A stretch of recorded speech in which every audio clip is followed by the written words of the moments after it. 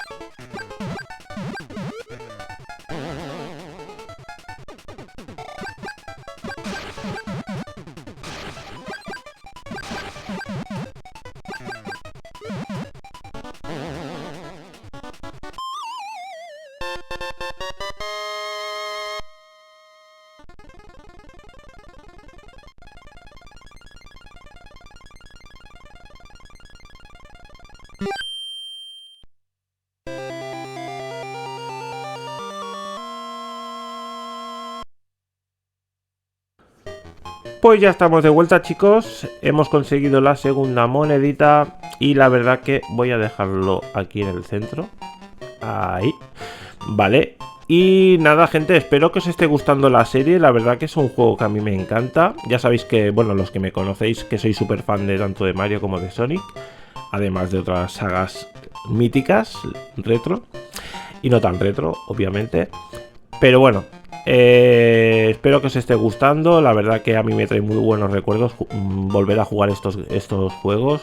Y la verdad que espero que a vosotros también os refresque un poquito esos recuerdos de la infancia. Y nada, gente, como siempre, muchísimas gracias por todo vuestro cariño, por todo vuestro apoyo, de verdad, 1000 millones de gracias. Y ya sabéis, desde aquí os mando a todos un abrazo enorme, un beso igual de grande y nos vemos a la próxima, chicos. ¡Cuidaros! You make me lose my mind.